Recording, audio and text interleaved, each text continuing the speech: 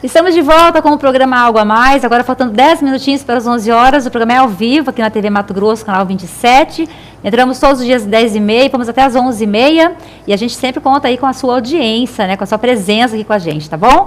E as perguntinhas vão chegando através do nosso WhatsApp, que está na telinha, 84053791, ou então a nossa fanpage do programa Algo a Mais, já tem pergunta aqui, Pompeu, qual é a pergunta? Já tem, a Laura está perguntando para a gente qual o copo correto para servir cerveja, tulipa ou caneca? Ou nenhum dos dois. Depende do estilo, né? Cada estilo de cerveja tem o seu copo ideal para ser servido. Se eu for falar de todos aqui, a gente vai demorar um pouco, mas eu vou dar exemplos para poder ficar um pouco mais fácil. Essa aqui é uma cerveja de trigo. Essa cerveja ela tem levedura no fundo, que se acumula aqui, intencionalmente, tá? Então a ideia é que se tome ela num copo alto, que é um copo alemão, não sei, não conseguiria, né? Não tem nada agora para mostrar, mas é um copo bem alto, assim, imagino que a maioria das pessoas já tenham visto. E por que servir nesse copo, né? Porque a hora que você gira a cerveja, a levedura circula dentro dela, então é intencional, né? As cervejas que são, as cervejas belgas mesmo, que são cervejas mais intensas, que você tem que ter um aroma, a percepção mais aromática dela, a ideia é que se tome em taça. Então, agora, mas eu acho que a pergunta dela foi mais em cima das pilsens, né? Das cervejas... A gente já pensa na tulipa ou na caneca, a gente acha comuns, né? O que eu escuto muito e vejo as pessoas tomando cerveja em copo pequenininho.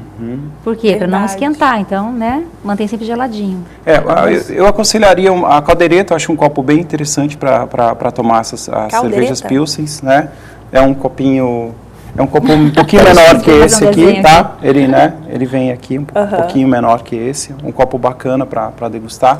A tulipa que a gente toma, na verdade, não é tulipa, né? A tulipa verdadeira, ela parece uma flor, é aquele copo que parece uma flor, uma tulipa mesmo. Mas esse não é esse que a gente vê por aí, não é esse copo que a gente vê normalmente. Mas eu acho que a cadeiretinha seria bacana e essa que a gente chama de tulipa também seria interessante para tomar a cerveja Pilsen nossa. Mas a gente vê em muitos restaurantes, principalmente, que eles botam até no gelo, vem aquela caneca branca em volta e aquela canecona enorme, pesada. Que tipo de cerveja seria correta para a gente servir numa caneca dessa? Ou nem é correto servir nessa caneca? Porque assim... Colocar no gelo já não é legal ela vir gelada, branca desse jeito, né? Já não é bom. Sério? Aquela cerveja toda branquinha, não. Isso é mito, é coisa nacional, é coisa da indústria comercial. Tem um nome, né? Noiva? Noiva, Véu de noiva. Não é? Então, explica por que não. Porque você percebe gosto até determinada temperatura, né? Você passou de 2, 3 graus ali, você congela as papilas gustativas e não sente nada. Então, bom, se a ideia da pessoa é tomar a cerveja com intensidade, bastante, o álcool subir para a cabeça, né? E relaxar, tudo bem, mas se a ideia é você perceber o sabor da cerveja, degustar ela, não. Ela vai camuflar a cerveja, a percepção. Se diz assim, que a temperatura muito baixa, ela oculta os defeitos da cerveja. Então, assim, uma cerveja ruim é até bom mais gelada, melhor. Bem gelada. Tem alguns países que a cerveja é quente, né? Nos filmes a gente vê que a pessoa pega a cerveja quentinha e toma. Quente assim. Né? Temperatura ambiente, Acontece muito. Assim, o Brasil tem essa história de ter cerveja estupidamente gelada. É uma coisa nossa e funciona muito para essas cervejas ruins que tem no mercado aí. Funciona perfeitamente, porque aí você não sente o gosto dela mesmo. As cervejas boas, é importante que ela não esteja totalmente gelada. Uma temperatura...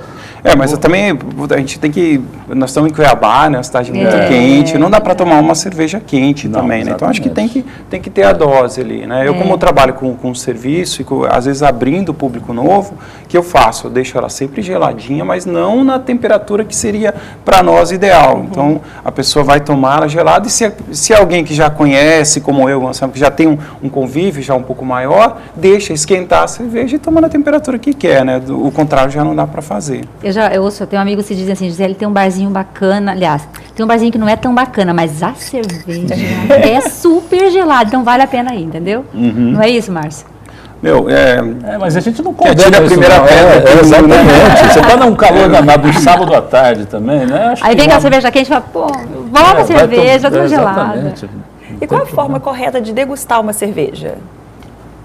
Porque vou comparar com uma coisa que a gente vê muito, a questão do vinho, que fala, cheira, põe na boca, dá uma leve bochechada, aí engole e respira para fora, para sentir. Aí tem todo o ritual. Tem todo o ritual. E a cerveja? Vamos supor, eu quero conhecer a cerveja, como que seria adequado para eu sentir esse sabor? A tua pergunta é maravilhosa. Eu acho que a primeira coisa, prestar atenção. Presta atenção naquilo que você está consumindo, né? Para um pouquinho e namora aquela cerveja ali, entendeu? Não vai tomar ela só para tomar e tal. Presta atenção. Se você prestar atenção e utilizar dos seus sentidos, você, na parte visual, você vai começar a ver a cor da cerveja, né? Não é frescura, entendeu? É prestar atenção, desde a espuma, né? Aromática, cerveja tem aroma, cerveja especial tem aroma e são aromas incríveis, aromas florais de lúpulo, enfim, tem uma intensidade muito grande, né?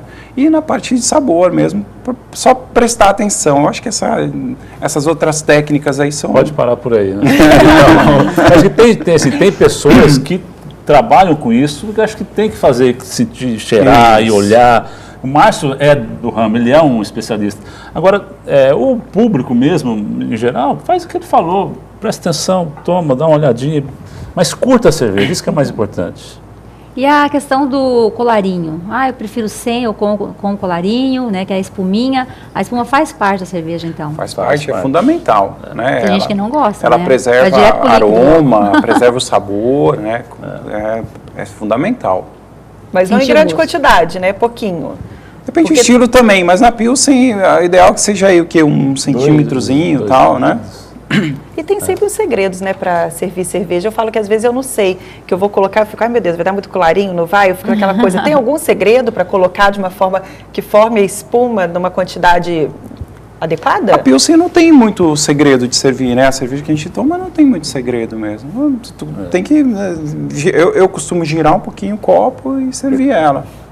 Tem muita... Sem mistérios. Não tem mistério, não. Na verdade, a cerveja, eu acho que é gostoso por isso, não tem grandes mistérios. Isso, exatamente. Tomara que continue assim, porque não pode virar uma coisa muito pernóstica, né? Muito pedante, não pode. Tem que continuar sendo essa coisa popular mesmo. Já para algumas cervejas, sim, tem que ter um cuidado maior. Cerveja que tem a carbonatação muito grande, você tem que servir ela com mais cuidado, para ela não espumar, não vazar, né?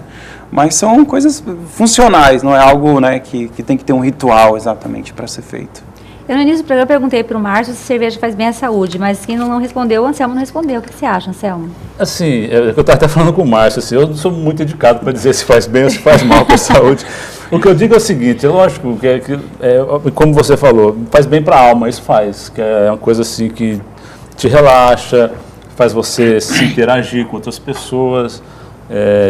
Quanto a isso, assim, isso é lógico que o exagero vai fazer sempre mal, claro, né? Especialmente assim, no sentido de que aí a gente vai falar de uma coisa que as pessoas às vezes são muito irresponsáveis, bebem e vão dirigir, e o Brasil é um país assim que tem um índice de acidentes automobilísticos decorrentes de bebida alcoólica muito grande, a cerveja tem muita culpa disso, está muito ligada a isso. Eu acho que o importante é isso, é beber com calma, moderação, com moderação, principalmente. Aí não vai fazer mal, né? E o paladar feminino? Paladar diferenciado do masculino? Sempre. A gente estava falando aqui que a gente quer muito que a mulher venha, porque a mulher ela é mais observadora. Até por isso a mulher diz, né, a gente chega a defrontar muito com mulher que diz que não gosta de cerveja. Porque ela não gosta da cerveja que ela tomou no mercado, que ela conheceu até agora. Ela não descobriu que a cerveja especial ela tem toda essa intensidade, toda essa riqueza. A mulher é mais observadora, assim, sempre. Porque a gente olha, né? A gente acha muito rótulo, o formato da garrafa, a gente até comentou, né? Que eu achei muito bonito esse formato da gordinha aqui, né? O rótulo, a cor da letra, a fonte, enfim. A gente, essa é a eu ideia olho e acho muito bacana. Eu acho assim, não sei, mas você nota, você é do ramo, eu tenho percebido que as mulheres estão tomando cada vez mais, e começando pelas de trigo, né? É o que eu percebo. A cerveja de trigo é uma introdução, né? O começo, né? Mulheres, né? Gente, minha mãe adora cerveja preta. Já tomou cerveja preta? Já tomei. Eu já experimentei. Leite é uma maravilha consagrada. Tem que tomar bastante. Mais um litro. Vai descer o leite. Toma cerveja preta que você vai ver. Vai descer o leite, vai ser uma maravilha. Então, até essa coisa da cerveja preta é legal da gente falar, né? No Brasil, cerveja preta é Mause Bier. Mause Bier é cerveja com caramelo, com corante. Você coloca um corante na cerveja. Na verdade se coloca isso para disfarçar, né? Porque algumas cervejas que não ficaram de acordo com a produção que deveria ser, com aquela qualidade, coloca esse corante e vira Mause Bier. A cerveja escura mesmo, que é a cerveja que a gente considera escura, o malte que é tostado, né? Então, você tem uma stoutzinha, né? Então, o malte que é tostado e ele dá esse aroma de café, de chocolate, né? Dá diferenciais aí, mas essa coisa de fazer bem para as mulheres também, pelo sabor, nada a ver com leite, essas tem coisas. Tem álcool, né? Contém álcool, né? Sim. A criança dorme bem, e as nossas mães dão pra gente, olha só. Pois é, a criança dorme bem e não sabe por quê. Fala, tá vendo? Desceu o leite, tá alimentada. Não, ela tá com mais cervejinha. docinha, né? Mais suave, né? Tem a ver com mulher, né? E a cerveja sem álcool, hein? Sim, no mercado tem várias, né? O que você acha? Tem algumas que são sem álcool e tem algumas que não são exatamente sem álcool, né? Tem Mas são vendidas como se fossem sem álcool. Não, se você prestar atenção, tá lá. Você permite, né? 0,5% até 0,5% pode ser considerada sem álcool, né? Eu acho que é isso, não é? Mas se você prestar atenção no rótulo, tá lá, tem 0, alguma coisinha. Um pouquinho porque o processo de fermentação inevitavelmente gera um pouco de álcool.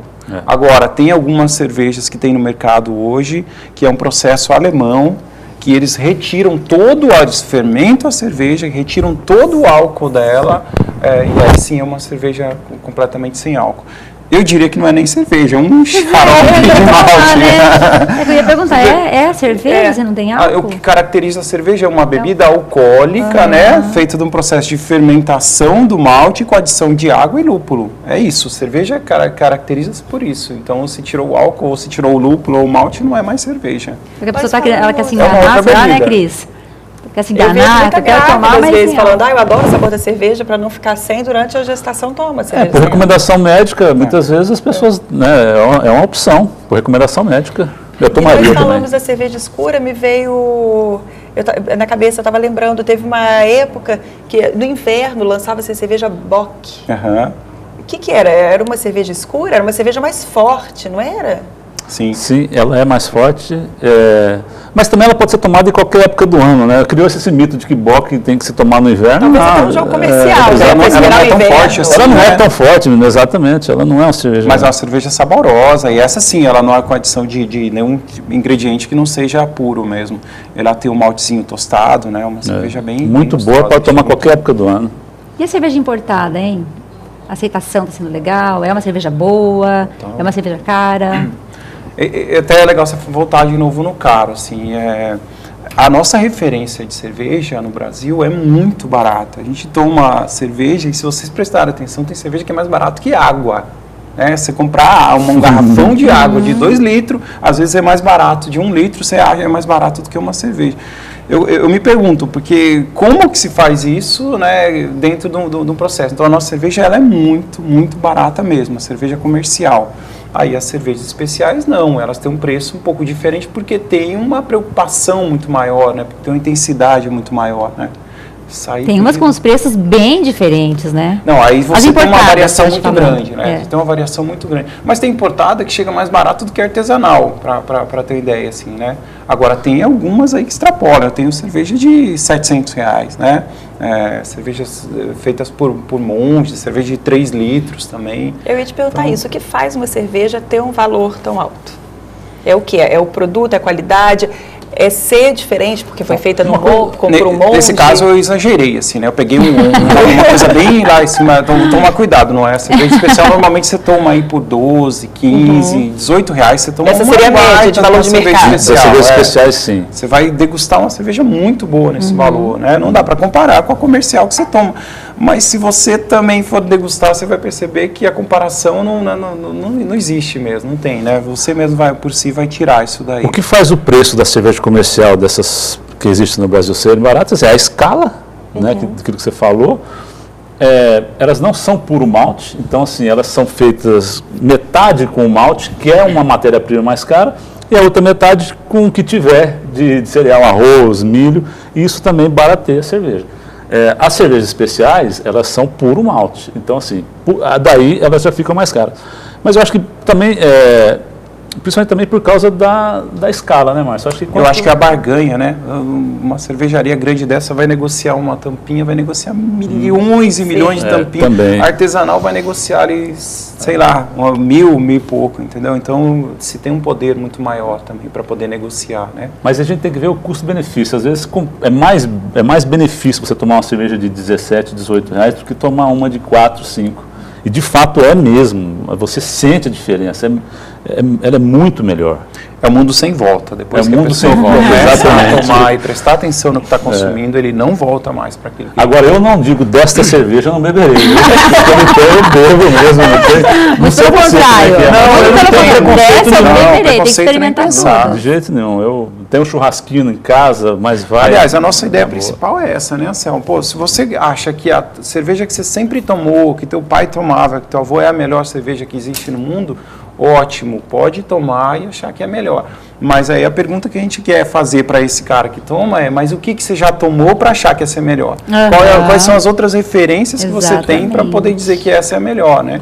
Se depois que você tomar várias e conhecer vários estilos, você considerar ainda que aquela é melhor, é a melhor, pronto. Mas eu digo sempre para as pessoas o seguinte, que elas quando vão experimentar pela primeira vez uma cerveja diferente, eu falo, olha, deleta a referência que você tem de cerveja, né? Pensa que você vai tomar uma outra coisa aqui, diferente, né? Porque muitas vezes o cara vai tomar aqui uma cerveja com aquela referência, né, de sempre, ele vai estranhar mesmo, né? Eu acho que ele precisa reconfigurar a cabeça dele, por favor. Abrir a mente. Abrir a mente para experimentar essa coisa nova. E aí, quando entra nesse mundo... Pois é, nós temos aqui, né, 3 marcas diferentes e garrafa. Qual é a diferença da cerveja que a gente tem da garrafa e da latinha? Porque a gente tem, por exemplo, alguns refrigerantes que eles são muito mais gostosos quando ele vem na garrafa, né? Não precisa nem falar o nome aqui, né? Você compra a latinha e compra a garrafa, ela é 1000 vezes melhor na garrafa. A cerveja também é assim? A mesma marca, garrafa e lata. Não necessariamente. Depende do cuidado que se toma. Eu acho assim, eu gosto muito mais da cerveja na garrafa, acho que ela conserva um pouco mais o sabor, né? Mas você também tem que tomar cuidado. A cerveja ideal é você deixar ela sempre em pé, né? O contato dela deitado, por exemplo, com a tampinha, com o tempo ela pode até oxidar e gerar sabor que não seria interessante para a cerveja. E na hora de pôr no congelador? Geralmente a gente vai colocar no congelador assim, né? Tanto a garrafa quanto a latinha, né? Exatamente. Não é a posição correta. Como que a gente faz, geralmente? É deixar em pé na geladeira dias e dias. Essa é a ideia. Ideal. Deixa em pé lá dentro, perto das frutas ali, onde você deixa ali em pé, de um dia para o outro, ela vai estar na temperatura ideal para beber. Ideal. E quando você coloca no congelador, aí congela, você tira, acabou, aí você espera, aí você... joga fora. Aí você fala assim, chocou. Serve para carne, você tempera ela com churrasco. Mas tem gente que toma mesmo assim. Não, mas a cerveja, depois que ela congela, porque a cerveja, assim, o processo de juntar tudo aquilo é tão difícil, juntar o malte com aquela coisa com a água. Quando congela, vai água para um lado, o resto para o outro. Depois, para juntar de novo, não é só descongelar, entendeu? Então, a cerveja, aí... Fora acabou a natação aqui, né? Praticamente vazou, né? A gente chama de cerveja choca, né? Chocou. Descongelou, mas é lógico, né? Tá na festa, descongelou, vai. Cerveja tem validade? Tem validade. Quanto tempo uma cerveja a partir do momento que ficou pronta? Cada estilo tem uma validade determinada, assim.